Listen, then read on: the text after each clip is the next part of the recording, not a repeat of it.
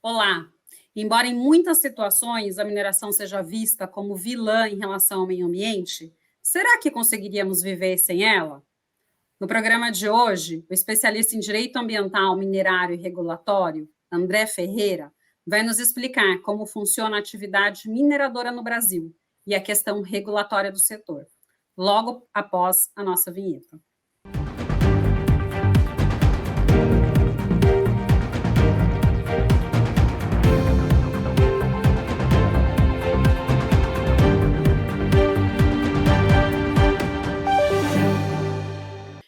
No programa de hoje, vou conversar com o especialista em direito ambiental, minerário e regulatório, André Ferreira.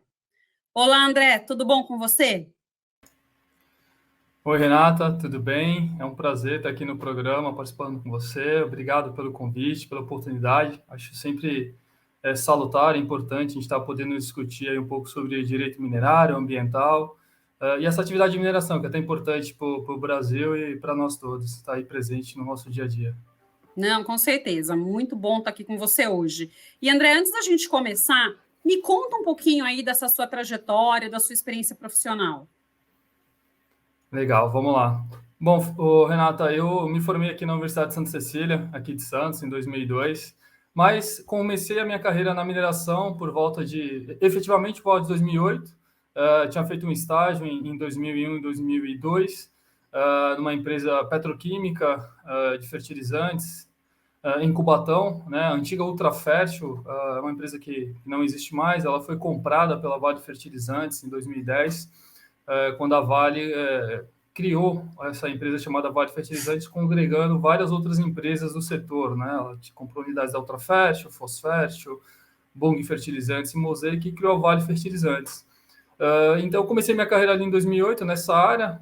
Antes disso, tinha trabalhado numa empresa familiar, mas na área de direito civil, e outras áreas afins, e efetivamente um direito minerário e ambiental em 2008, sendo responsável por essa cadeira dentro da empresa do direito ambiental e minerário. A empresa tinha minas, né, no estado de Minas Gerais, e operações industriais em Uberaba, Catalão, Goiás também.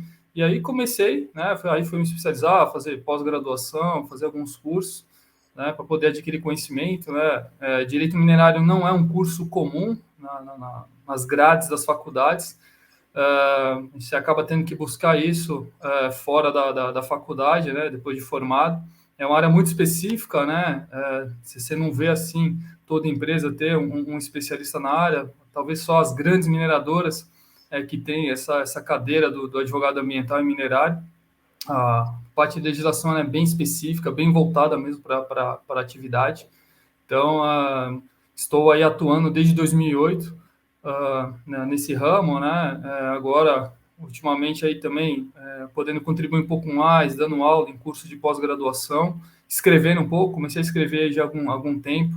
Esse ano aí teve 5 livros aí onde eu tive artigos publicados, sempre voltados a essa parte de direito ambiental e minerário. E agora também, recentemente, né, menos de um ano, comecei a atuar na área de energia, né? A empresa que eu trabalho, ela assumiu alguns ativos de energia, e precisei buscar esse conhecimento técnico específico na área de energia para poder também atender a empresa nesse ramo. E a gente já começou a escrever alguma coisinha até para fomentar a pesquisa, né, e adquirir conhecimentos. Então, efetivamente, na área de direito ambiental minerário, atuando aí pelo menos desde 2008. Maravilha. E como você comentou, né, André, eu acho que o direito ambiental ultimamente tem feito parte da grade curricular dos cursos, porque, né, o que a gente acompanha é que às vezes tem muito curso ainda que a grade ambiental ela é eletiva, né, ela não acaba ficando como uma obrigatória.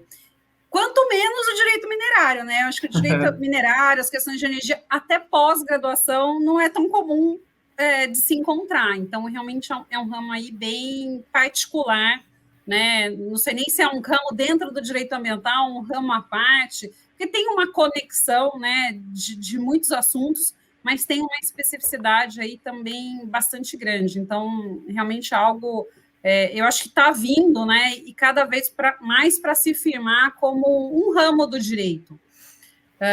E, André, assim, até por toda essa sua, né, todo esse seu conhecimento, toda essa sua especialidade, A gente sabe que, quando fala de direito minerário, né, ou das questões envolvendo a mineração, luzes se acendem. E muitas dessas luzes que se acendem, talvez por desconhecimento, mas eu acho que muito fomentado também pelos acidentes que foram vivenciados aqui no Brasil recentemente, né? Então, eu queria, né, que você brevemente aí falasse. A atividade mineradora, ela precisa da barragem para o depósito aí desse material que é gerado do processo da mineração. E muitas vezes, né, o que se fala, o que a mídia acaba fazendo, é que esses seriam resíduos que não têm valor comercial, que na verdade é ali uma barragem de dejetos, de resíduos mesmo. Me fala um pouquinho, né? Isso, na verdade, essa barragem, esse material, ele tem valor comercial ou não, né? Essa afirmação que muitas vezes a mídia acaba trazendo de que é um depósito ali de material inerte, que não tem mais o que fazer, que é totalmente prejudicial ao meio ambiente. Me fala um pouquinho dessa percepção. Legal, Renata. Essa é uma boa oportunidade de a gente desmistificar alguns conceitos, né? Sem dúvida nenhuma, por muito tempo, eu posso te dizer que essa afirmação era verdadeira, né? Você não tinha aplicações para muitos materiais depositados em barragem, né? O que a gente chamava de rejeito, de resíduo. Mas hoje em dia isso mudou muito, né? Com base em pesquisas. Hoje as mineradoras investem muito, investem de forma pesada em pesquisa para tentar buscar uma aplicação para esses materiais que estão depositados nessas estruturas de contenção.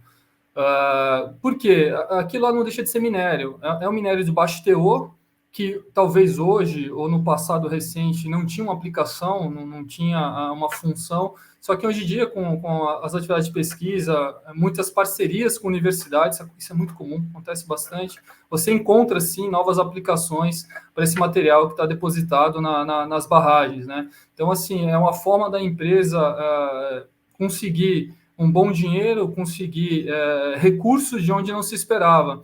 E outra coisa, essa questão do reaproveitamento de rejeitos estéreis, no Brasil, ela ficou num limbo por muito tempo, né? Até 2021, nós tínhamos apenas uma instrução normativa do antigo DNPM, Departamento Nacional de Produção Mineral, uma instrução número 1 de 83, que tinha lá 2 dispositivos que falavam sobre a questão de reaproveitamento de rejeitos e minerais. E isso trazia muitas dúvidas, porque muitas situações, muitas barragens, elas acabam sendo construídas fora da área do polígono, do direito minerário. E aí terceiros vinham reivindicar esse direito de explorar esse material. E somente em 2021, através da resolução 68, a resolução 85 de 2021, é que houve a procedimentalização de como fazer o reaproveitamento desses rejeitos e minerais. Então, isso contribuiu mais ainda para que as empresas pudessem, de uma forma padronizada, promover a exploração desses materiais e trazer, né, novos recursos para a empresa. E outra coisa, hoje em dia você tem uma barragem, se você puder reaproveitar o que está naquela barragem, ela vai te permitir, quando você for fazer o descomissionamento, a descaracterização dessa barragem, que é uma obrigação legal hoje, tendo menos material lá dentro, é uma questão lógica, matemática. Se você tem menos material disposto lá na barragem porque você reaproveitou, você vai gastar menos, né, vai investir menos na questão da descaracterização do descomissionamento, porque isso é uma obrigação legal. Então, isso é mais um motivo que leva as empresas a investirem pesado na parte de pesquisa para reaproveitamento desses materiais, porque, volto a dizer, não deixa de ser um material de baixo teor.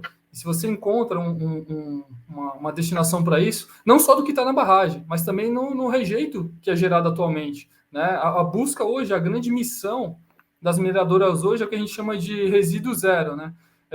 O que você antes considerava um rejeito, um resíduo, você tem uma destinação, mesmo que não seja você mesmo fazer esse reaproveitamento, mas você disponibilizar para um terceiro, fazer um beneficiamento desse material e buscar uma nova aplicação e não ter mais barragem.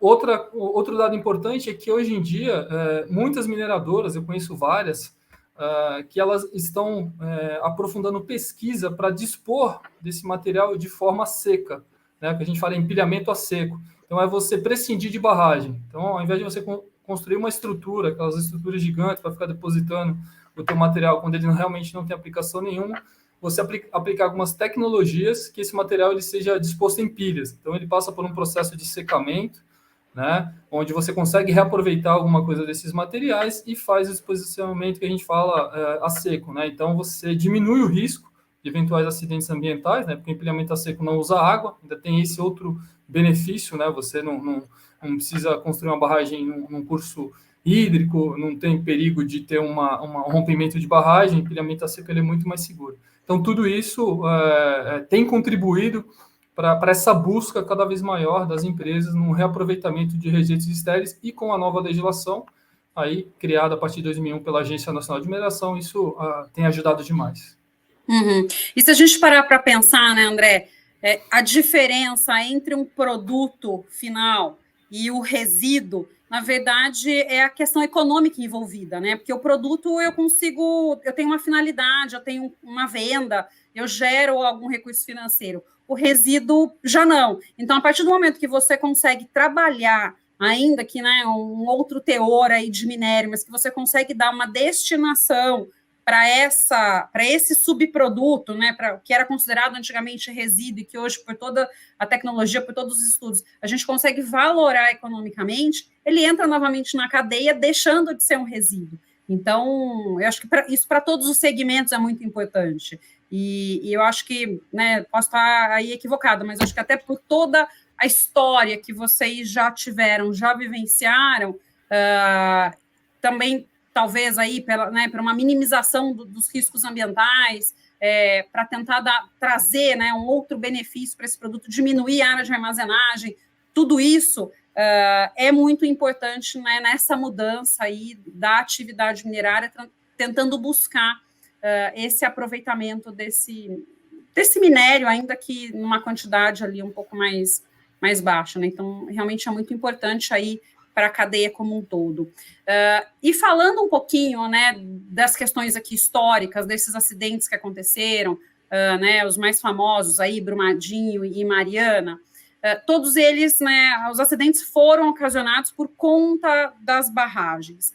E você aí trouxe algumas coisas, talvez novas, e daí eu queria perguntar para você, há realmente a necessidade da barragem de alteamento a montante, né? Ou seja, já existem métodos e tecnologias mais seguras e que vão substituir essas barragens daqui para frente? Boa pergunta, Renata. Realmente, antes de mais nada, Renata, é importante explicar o que é o alteamento, né? Para quem não conhece, quem não é do ramo, né? Essa palavra foi falada muito na mídia, mas muita gente ainda não entende o seu conceito. Nada mais é o alteamento que você aumentar a capacidade de uma barragem, né? Uma elevação das paredes, né? Da barragem. Então, o alteamento é isso, é você elevar as alturas da parede da barragem para você aumentar a sua capacidade de reservação.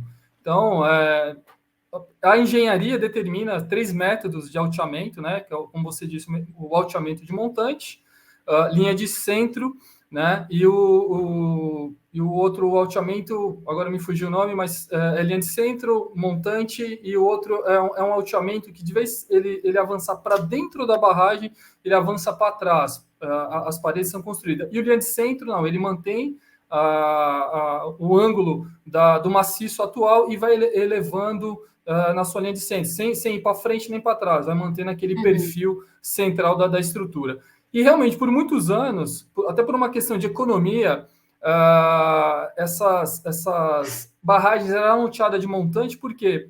Porque, não vamos negar, era mais barato. Por quê? Porque você usava o próprio rejeito da estrutura para fazer essa elevação. Então, você avançava a altura da barragem para dentro da barragem. Então, isso por si só, pela lógica, né? Se você está avançando uma estrutura de condição para dentro da barragem, você vai estar apoiando essa estrutura no material mais poroso, não tão consistente. E já a linha de centro e o outro método, não. Você está avançando para áreas mais, digamos, mais robustas. Então, por muito tempo, desenvolveu, sim, o alteamento de montante. E não é que ele era...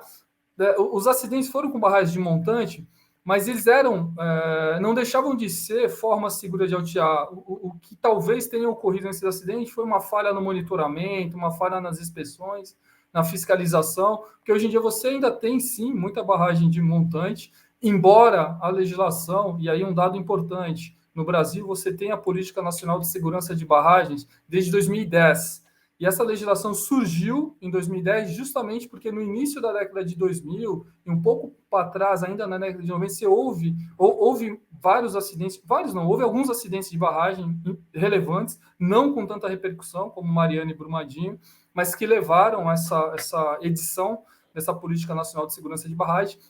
Essa política de 2010, ela sofreu uma grande alteração em 2022, com a proibição da construção de novas barragens com alteamento de montante e também proibindo que novas barragens fossem construídas quando for identificada comunidades nas AS. O que é as AS? É a zona de autossalvamento. Então, toda barragem ela tem que fazer um estudo de ruptura, onde você apura qual que é a mancha de inundação, até onde chega aquele resíduo, aquele rejeito que na barra, até onde ele vai atingir, e onde ele atinge é o que a gente chama de mancha de inundação. Então, hoje você não pode ter comunidades instaladas nessa área identificada no estudo de ruptura.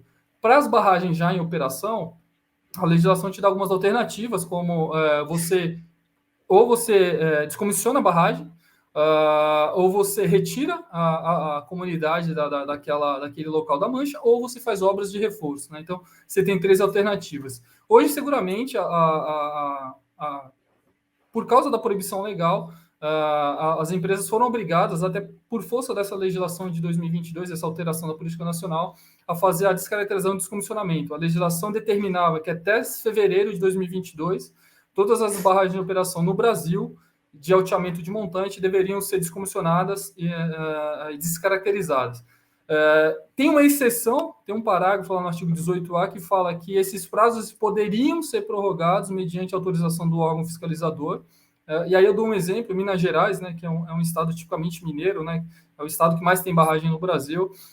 Muitas empresas que não conseguiram fazer essa operação até fevereiro do ano passado firmaram TACs, termos de ajustamento de conduta, com o Ministério Público, com o órgão ambiental, para fixar outros prazos, mas se comprometendo a executar. A informação que eu tenho é que houve uma adesão, mais de 90% das barragens de montante foram objeto desses prazos, ou atenderam um prazo, ou firmaram TAC. Se eu não me engano, uma ou duas empresas é que não procuraram nem a MP, nem o órgão ambiental para fazer esse acordo, mas estão respondendo judicialmente. Existem ações civis públicas contra essas empresas para que elas promovam a devida descaracterização. Então, hoje em dia, você não pode ter em operação nenhuma barragem de montante no Brasil. Hoje, reconhecidamente, verifica-se que os outros 2 métodos são mais seguros, né? E por isso hoje só é permitido esse tipo de operação. Então, assim, mudou muito essa cultura, né? Então, até 2021, que foi o último acidente grave, de lá para cá você não pode mais ter barragem de montante no Brasil. Tá. Não, perfeito. E, André, uma coisa que eu acho que é importante, né, mencionar, a mineração está intimamente ligada aos avanços tecnológicos da humanidade. Você consegue dar alguns exemplos desses avanços, até para que a gente tenha clareza da extensão da onde a mineração ela atinge a gente, né, no nosso dia a dia? Porque tem muita, talvez acho que nem eu tenha esse alcance do quanto a mineração é importante, porque a mineração ela acabou ficando marginalizada pela sociedade. Muito, talvez aí por conta desses resíduos que são gerados, também em detrimento desses acidentes, desse risco que sempre existiu. A gente sabe que até visualmente não é algo muito bonito, né? Essa lagoa e tudo mais, mas os benefícios que a mineração traz são inúmeros, né? Então, conta aí um pouquinho para a gente. Renata, antes de falar disso, eu gosto de trabalhar com números, né? Então, até eu gosto muito dessa questão, né, da marginalização da mineração. E você fala que isso é a pura verdade, é a pura verdade. Só que aí eu combato isso com números, né? Então, se você pensar, hoje, a mineração ela é responsável por 5% do PIB nacional, eu acho que aí por si só já demonstraria a importância da mineração. Mas eu vou mais longe, eu vou trazer mais alguns números para você.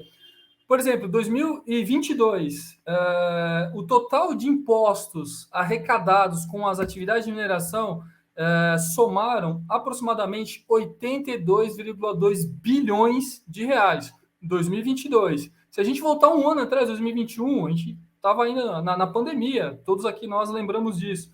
Essa arrecadação total de impostos foi de 116 bilhões de reais. Tá? Então, vou trazer mais número. CEFEM. O que é a CEFEM, André? A CEFEM é a contribuição financeira sobre a exploração mineral. Ela é um imposto que o minerador ele tem que recolher para a União, que a União é a titular dos bens minerais que estão no solo ou no subsolo brasileiro. Então, só de impostos e CEFEM que os mineradores recolheram para os cofres públicos, 2022, 7,1 bilhões de reais. Vamos voltar a 21 como referência. Em 21, 10 bilhões,35 de reais. Então, 10 bilhões de reais só de CEFEM. E para fechar, total de faturamento do setor mineral, 2021, 250 bilhões de reais. E em 21, 338 bilhões de reais. Pessoal, são números públicos, se vocês quiserem conferir, está no site do IBRAM, que é o Instituto Brasileiro de Mineração, é uma entidade privada que congrega as grandes mineradoras do Brasil, que ela tem uma interface muito grande com a agente de mineração, né, por congregar as maiores mineradoras do Brasil. Então, são dados que estão lá, são públicos. Se você entrar no site da ANM também, você vai enxergar esses números. Então, assim, por esses números, eu acho que a mineração poderia ser um pouco mais bem vista, né? Tendo em vista essa importância que ela tem para a nossa economia. E a mineração, ela está presente no nosso dia a dia, né? Lembrando, a mineração está na indústria química, petroquímica, metalúrgica, siderúrgica, fertilizantes. Quando eu falo no fertilizantes, alimentos, né? Se a gente parar para olhar aqui ao nosso redor, hoje a gente está falando aqui pela internet por causa da mineração. O computador que a gente está usando, ele tem mais de 200 componentes que vieram da mineração. A roupa que a gente está usando, a tinta da roupa, o óculos, o celular, enfim, tudo vem da mineração. André, nem tudo vem, não. Até a água, se a gente for, a água vem de onde? Se for água mineral, vem da mineração. Então, assim, a mineração está presente no nosso dia a dia, quer queira ou não. Eu acho que o que falta para a mineração, Renata, é um pouco de divulgação, um pouco de propaganda positiva. Eu sempre uso o exemplo do agronegócio, né? A gente, quando está vendo lá o Jornal Nacional, intervalo do Jornal Nacional, o agro é pop, o agro é isso, é aquilo. Cadê a mineração fazendo a mesma propaganda, né? Eu não estou querendo diminuir o agronegócio, não. O agronegócio é super importante e até ele tem uma certa relação com a mineração. Quero dizer assim, que a mineração é tão importante quanto o agro, tanto na economia brasileira como para nós aqui, pessoas físicas também, porque ela está presente no nosso dia a dia. Então, eu acho que assim, falta um pouco. Infelizmente, os últimos acidentes que ocorreram, eles contribuíram para essa questão de denegrir um pouco da imagem da mineração. E se você perguntar para as pessoas, talvez mais da nossa idade, o pessoal mais velho, quando você fala em mineração, o que vem na sua cabeça? Serra Pelada, aquela imagem daquele buraco no meio da floresta amazônica, aquele monte de pessoa trabalhando sem condições mínimas de higiene, de saúde, de segurança. Se você perguntar para os mais novos o que é mineração, ele vai falar de Brumadinho, vai falar de Mariana, vai falar dos recentes episódios na Amazônia e no Mato Grosso de invasão de terras indígenas por garimpeiros. As pessoas misturam muito mineração e garimpo, e são coisas totalmente distintas, tá? A questão do garimpo, ela deve representar menos de 1% da atividade de mineração hoje no Brasil. Então, precisa separar bem o que é garimpo e o que é mineração. A mineração é uma atividade altamente fiscalizada, altamente regulada, né? Então a gente não pode misturar nos dois potes atividade de garimpo e de mineração. Então, acho que isso contribui muito para essa questão da marginalização. Não, e eu acho que é muito importante a gente saber assim, o quanto a gente usa das atividades minerárias no nosso dia a dia. E você mencionou um ponto que é super importante e que ninguém se dá conta. A água mineral, né, André? Muita gente busca o consumo da água mineral por ser de uma melhor qualidade, mas a extração da água mineral está dentro ali de todas as atividades da mineração. E mais do que isso, né, toda a nossa vida moderna, cada vez mais impactada com a atividade minerária, que se ela não existisse, hoje essa nossa conversa não seria possível. Exato. Né? O trabalho de muitas pessoas não seria possível, os avanços que a gente teve não seriam possíveis. Então, isso precisa ser levado em conta também. E é o que você falou, né? Não é desmerecer, eu acho que pelo contrário, eu acho que precisava essa questão do agro, né? O agro é pop, o agro é tecno, o agro... Mas a mineração também acho que precisava fazer esse papel, né? Trazer para a população de um modo geral a importância e a relevância dela no papel do nosso dia a dia, receber esses créditos também. E a gente sabe, a gente que está na área, a gente sabe que, infelizmente, as indústrias, de um modo geral, acho que em tudo, não é só na questão ambiental, mas em tudo na vida, a gente começa a ter novas políticas, novos padrões, depois de alguns episódios, depois de alguns acidentes que aconteceram, isso desde sempre, né? Se a gente pegar a história da humanidade, a gente vê que a humanidade foi colocando normas, foi melhorando a fiscalização, foi impondo outros sistemas depois de problemas que aconteceram, principalmente problemas ambientais. Então, se a gente pegar desde a Revolução Industrial, onde a gente tem um boom aí de emissões atmosféricas, a maioria das normas de controle de emissões atmosféricas foram criadas pós-Revolução Industrial, em detrimento da problemática que adveio com a Revolução Industrial. Né? E por assim vai, a questão trabalhista, a mesma coisa, né? E a humanidade ela vai se aprimorando, talvez depois de alguns episódios que a gente acaba vivenciando, e, infelizmente, Brumadinho e Mariana estão dentro né, desse cenário aí, trazendo uma maior... acho que não existisse, sempre, acho que isso precisa ficar claro, né, as normas sempre existiram, o Brasil não é... Eu até queria que você falasse um pouco disso, tá, André, sem eu querer antecipar, mas, assim, a legislação brasileira, pelo menos no meu ponto de vista, sempre foi uma legislação avançada nas questões ambientais, então, mas daí na minerária eu queria que você me falasse um pouco mais, porque não acho que é por falta de legislação.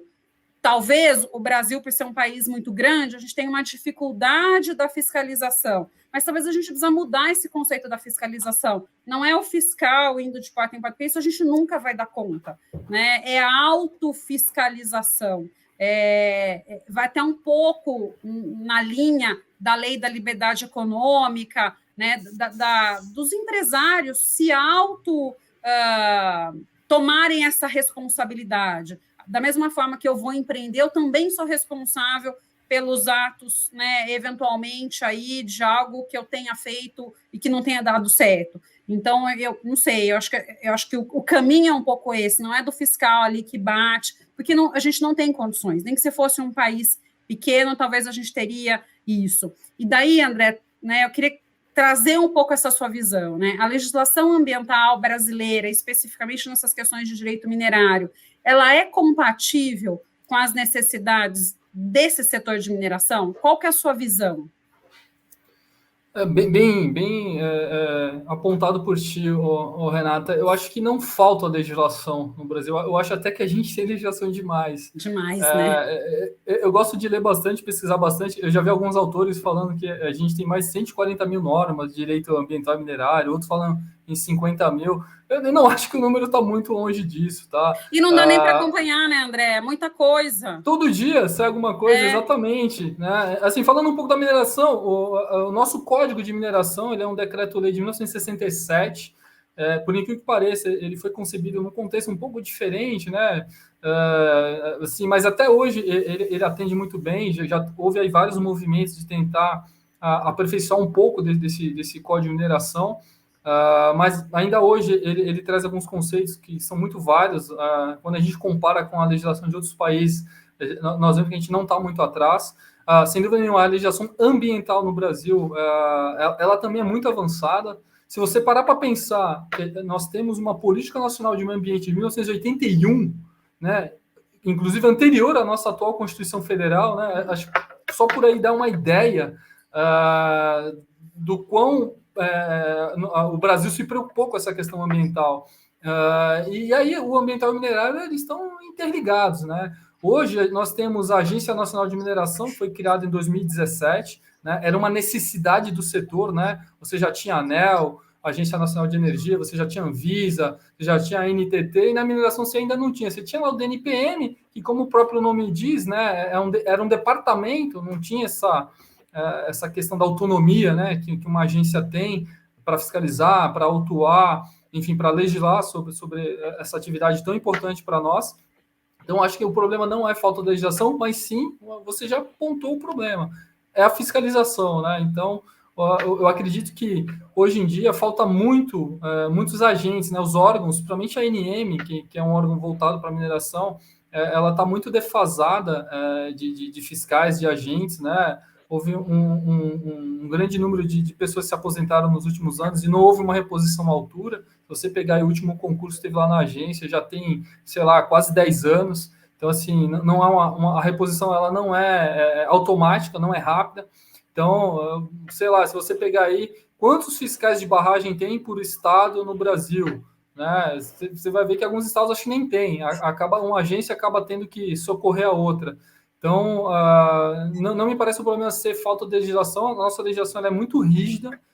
Inclusive, se você me permite aqui uma crítica, a própria agência de mineração ela publicou uma resolução no final do ano passado, 1º de dezembro de 2022, a resolução 122/2022, que fala especificamente do processo administrativo sancionador, onde ela trouxe novas categorias de infrações, de multas, elevando o patamar do fator da base das multas. Então, se antes, até novembro de 22, você tinha multas que iam no máximo a R$10 mil, R$8 mil, R$7 mil, hoje qualquer multa na legislação minerária, você já parte da casa dos milhões. Porque o fato gerador dessas multas, a base de cálculo dessas multas, hoje ela parte ou do valor de produção mineral, que é tudo que aquela indústria produziu no ano anterior, ou se for um direito minerário que está em fase de pesquisa, o fato gerador, a base de cálculo dela vai ser todo o orçamento para a pesquisa que ela tenha em todos os seus direitos minerários.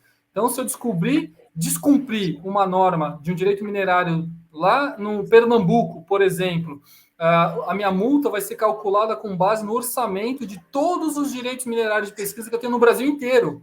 Então, assim, deixei de juntar um ato societário, eu vou ter uma multa de 150 milhões de reais, sabe? É uma coisa totalmente desarrazoada. Eu estou escrevendo um artigo sobre isso, junto com outro colega. Eu acho que a gente precisa combater isso. A gente precisava de uma norma nova, sim, para trazer um pouco mais de realidade. Multa de 10 mil reais para a mineração também achava um incentivo à impunidade.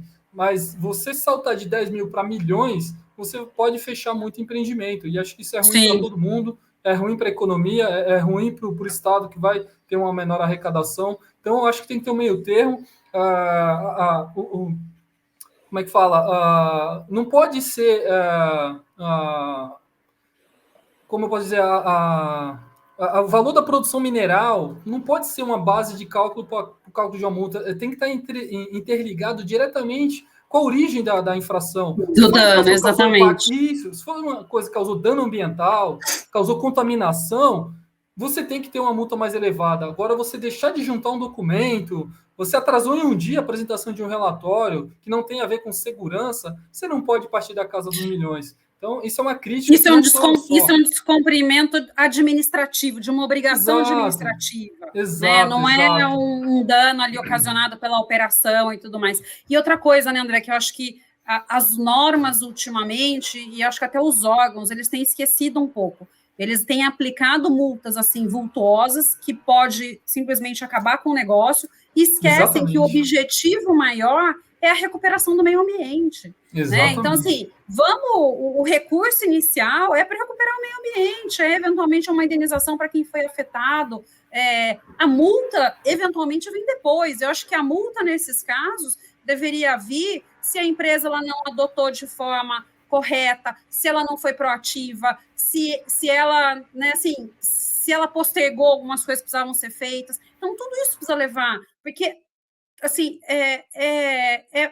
faz parte de qualquer operação, às vezes o erro, o acidente, por menos que a gente queira, e por mais que tenham normas de segurança, não é para acontecer, mas pode acontecer. E acontecendo, o que é a primeira coisa que precisa fazer? É proteger vida, é proteger o meio ambiente, e se, né, eventualmente, ainda não foi feito a contento, demorou para alguma contraprestação, para alguma coisa, daí sim a gente pensa numa multa. Mas eu acho que o intuito teria que ser esse, né? Primeiro a vida, as pessoas, a qualidade de vida, meio ambiente, depois a gente pensa no restante. E a gente vê a inversão desse valor, né, André? Primeiro vai lá, multa, né, órgão ambiental, às vezes você tem uma dupla a imputação de penalidade, órgão federal, órgão estadual, no caso aí de vocês, né, o órgão minerário, o IBAMA, todo mundo querendo, prefeitura também às vezes vem, e daí a empresa fala assim, gente, o que eu vou fazer? Eu preciso resolver o problema, mas na verdade o foco fica no se defender, né? O meu foco acaba não sendo resolver o problema, é me defender. Então, isso precisaria talvez melhorar esse procedimento como um todo, né? Ministério Público, é todo mundo que vem. Não que não, assim, mas observem, né? Vamos aguardar os próximos passos para depois ver que medidas vão ser tomadas, vão ser adotadas. Não, num primeiro momento, focar em querer decapitar alguém, né, André? Eu acho, não sei, pelo menos é isso que eu acho que talvez a gente precisava ter essa mudança um pouco. Sem dúvida, acho que a sanção, Renata, ela tem que estar atrelada à infração, né? Não pode ser uma coisa abstrata, assim, pura e simplesmente, né? Você não pode querer penalizar, você deixar de apresentar uma declaração de estabilidade na barragem, que é algo gravíssimo, a uma questão de você não apresentar uma atualização de um ato societário. Não pode ter o mesmo peso essas duas infrações, sabe? Só que a legislação não diferencia isso, ela simplesmente fala, descumpriu, a multa é tanto, com base no teu valor de produção, com base no teu valor de orçamento. E aí você vai fechar muita gente, entendeu? E aí você vai ter um efeito que não é o que talvez o legislador queria. Então, eu acho que é importante. Essa norma ela está em revisão, tá? A ANM tem colocado para discutir, mas super importante, acho que toda oportunidade que a gente tiver poder de fazer uma crítica a essa norma, uma crítica construtiva. Não estou dizendo que a norma não tem que existir, ela tem que existir sim.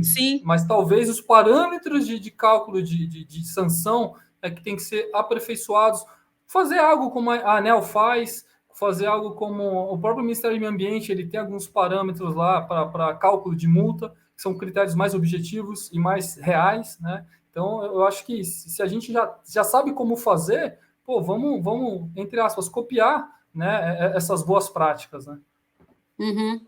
Não, perfeito.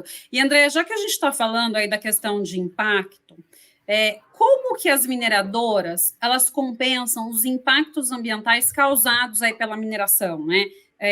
Eu acho que a legislação tem algo que também já especifica, já obriga, mas explica um pouquinho como que funciona isso na prática. Legal. É importante lembrar, Renata, que a mineração é uma das poucas atividades econômicas que são citadas na nossa Constituição.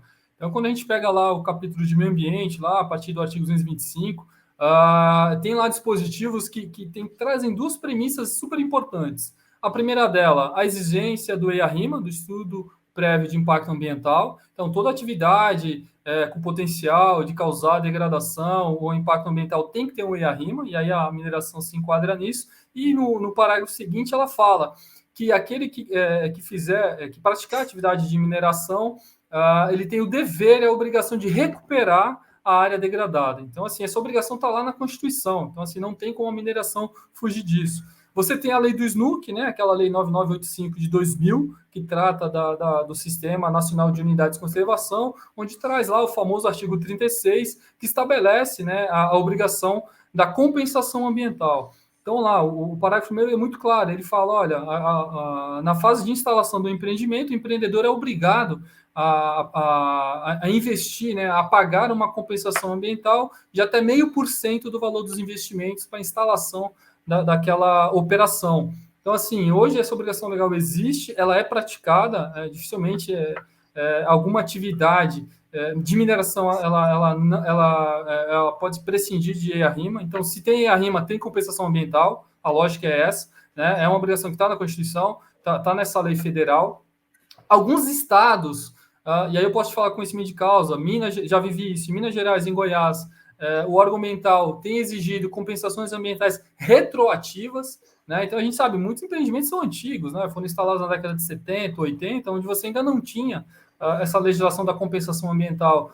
E o órgão ambiental, quando vai analisar a renovação das licenças de operações, ele tem solicitado, né, que o empreendedor promova o pagamento dessa compensação ambiental retroativa. É questionável? É questionável. Você tem pareceres jurídicos aí da própria Advocacia Geral do Estado de Minas Gerais defendendo a constitucionalidade, a legalidade dessa exigência, mas se você for pesquisar, vai ter outros doutrinadores aí de renome nacional dizendo o contrário, que não é devido, né? Invoca o ato jurídico perfeito. Então, assim, é discutível, mas, inclusive, isso... Tem minerador que não discute, vai, paga, não quer discutir, não quer ficar em litígio com o órgão ambiental, porque é uma relação que vai estar ali sempre, no dia a dia, mas tem outros que têm, sim, brigado aí na Justiça Comum ou na Justiça Federal, dependendo do empreendimento, para discutir a questão da compensação. Então, a compensação hoje ela é efetiva, ela é cobrada, as empresas arcam com isso. Tem outras modalidades de compensação, né? Alguns estados, como Minas Gerais, eu cito muito Minas Gerais porque, na minha opinião, é o estado com uma vocação minerária no Brasil. Começa no nome, né? Minas Gerais. Então, assim, não só Minas Gerais, mas outros estados têm outras espécies de compensação florestal, por exemplo, para você fazer uma supressão de vegetação, você tem que fazer uma compensação ambiental. Se você vai suprir alguma nascente, vai suprir indivíduos arbóreos que estão em extinção, ou estão em lista protegida, você tem que fazer compensação. Enfim, hoje a mineração, isso já está no seu dia a dia, essa questão já está lá incutida no risco do seu negócio, essa questão da compensação, ela vem sendo cumprida, e isso é um tema que eu acompanho muito de perto. Então, assim, não tem atividade de mineração hoje sem as devidas compensações ambientais. Tá, perfeito. E isso você mencionou agora no finalzinho da sua fala, né, André? A questão aí de nascentes, de algumas áreas, tudo isso também é levado em consideração para uma eventual compensação. Porque existem casos em que nascentes, de repente, aí são suprimidas, alguma vegetação um pouco maior precisa ser extraída. Então, tudo isso também é levado em consideração, né? Sem dúvida nenhuma, Renata. E essa questão da água, para a mineração, ela é primordial, né? Se tem, eu vou até chamar de insumo essencial para a mineração, é a água, né? A água é utilizada em quase toda operação de uma operação mineral. Só que o impacto na água também é grande, né? A partir do momento que você faz escavação, para você fazer uma cava de mina, você vai ter rebaixamento de lençol freático, e em alguns casos você vai ter uma diminuição na oferta de água.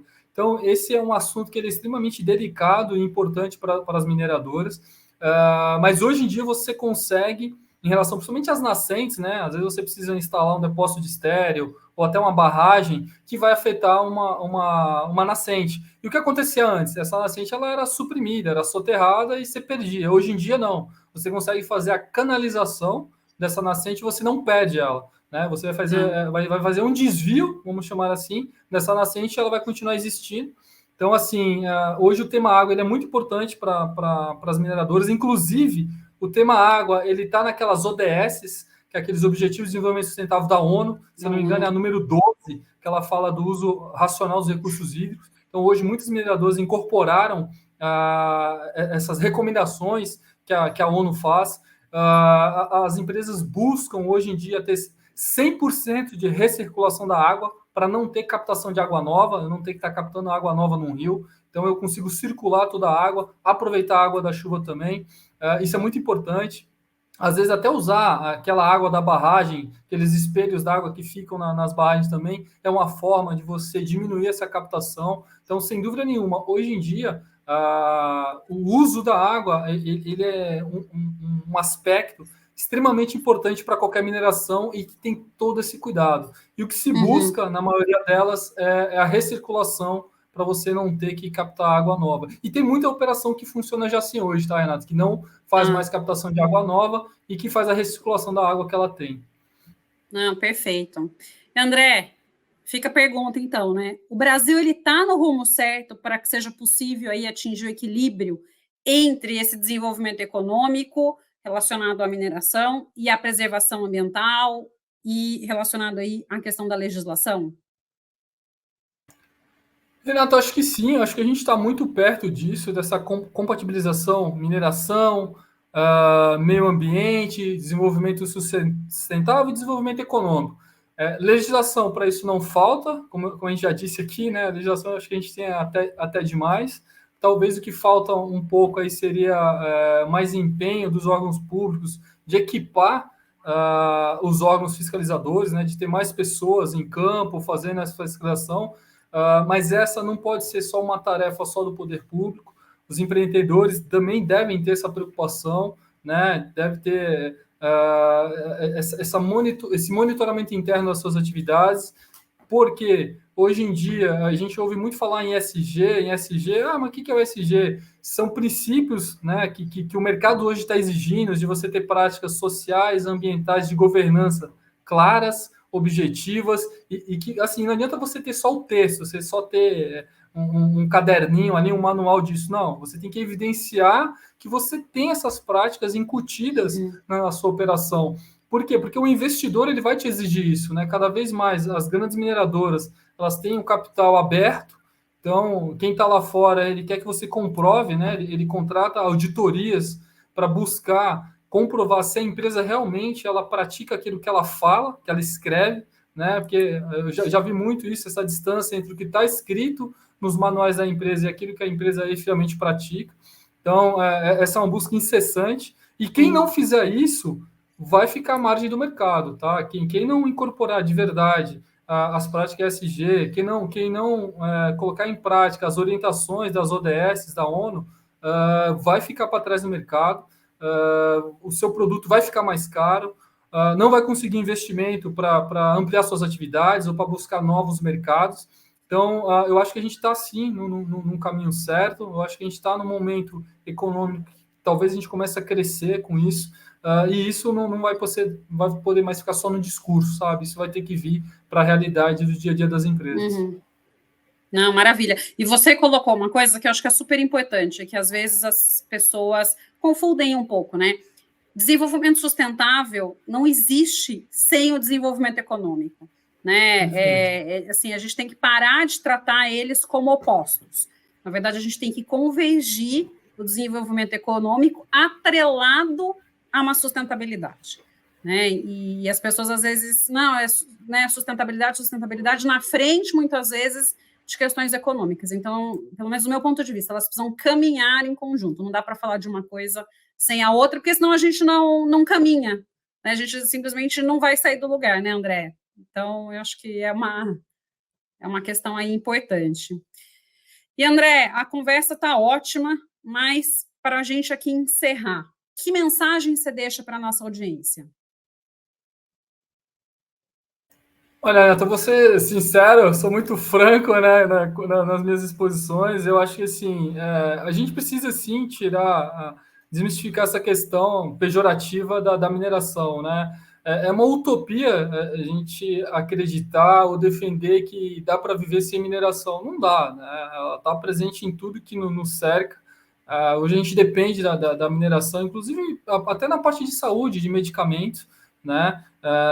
Tem muita medicação que tem na sua composição química minerais, né, que são descobertos aí no dia a dia, até na busca de cura de doenças que até então você não tinha. Então, assim, a mineração ela é um setor da economia tão importante para a economia do Brasil, como eu já disse, 5% do PIB nacional.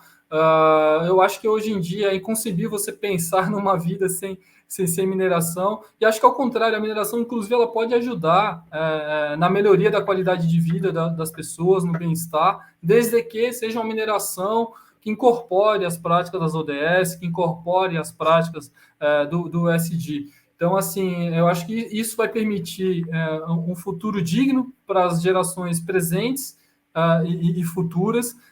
Eu acho que esse papel não cabe só aos órgãos, cabe também aos empreendedores e às outras partes interessadas, Ministério Público, os ONGs, enfim, acho que todo mundo tem que trabalhar em busca desse mesmo objetivo. Acho que isso é importante. Então, assim, na mineração, você tem inúmeras oportunidades de trabalho, de desenvolver, de se realizar profissionalmente. Eu falo isso por mim e por diversos colegas aí que começaram em outras áreas e migraram para a mineração, como também já vi muita gente recusar a proposta de trabalho, porque não vou trabalhar na mineração, é uma atividade degradadora, que acaba com o meio ambiente. Acho que a gente não pode ter esse véu que vai nos cegar para a mineração sem conhecer. Então, acho que assim, a falta de informação é que leva a essas conclusões precipitadas. Então, quando a gente busca informação, quando a gente pesquisa, a gente procura entender um pouco melhor como essa atividade, você passa a ver que você passa a ter uma opinião diferente. Então, acho que isso é interessante. Então, pessoal, venham trabalhar com mineração. É um ramo dentro do direito também que está crescendo cada vez mais, né? As grandes mineradoras hoje em dia têm lá a sua cadeirinha do advogado. Antes era só do advogado ambiental, agora é do advogado ambiental e minerário, e agora é o regulatório, porque vai além do ambiental e do minerário, tem energia, tem outras atividades também que são super valorizadas dentro do departamento jurídico. Tem poucos profissionais no mercado, poucos mesmo, assim, quando eu digo poucos, assim, poucos com experiência, com conhecimento. Então, acho super importante você estudar, se desenvolver e achar o seu espaço dentro da mineração. Tem espaço para todo mundo. É verdade. Acho que o preconceito, né, André? A gente tem alguns preconceitos e que, na verdade, não faz com que a gente avance no real conhecimento do que é ali o direito minerário, a mineração e a importância dela para o nosso dia a dia, né? Então, acho que a gente talvez tenha tentado desmistificar um pouco isso, trazer uma luz aí, né, para esses preconceitos na tentativa de quebrá-los, porque realmente até eu me surpreendi com as implicações que a gente tem dentro da mineração no nosso dia a dia. Então, muito bacana aí tudo isso que você trouxe para a gente. Então, queria te agradecer aí imensamente a sua participação no programa do dia de hoje. Renato, eu que agradeço o convite, a oportunidade de estar mais uma vez podendo defender a mineração, né? A gente se conheceu num fórum assim, né? Onde eu estava tentando ali desmistificar um pouco essa questão das barragens, que a barragem não gera recurso, não gera lucro para as empresas, e pelo contrário, né? A gente conseguiu aí comprovar que realmente hoje, não vou dizer que é uma fonte de riqueza, mas é uma fonte secundária de recursos para a empresa.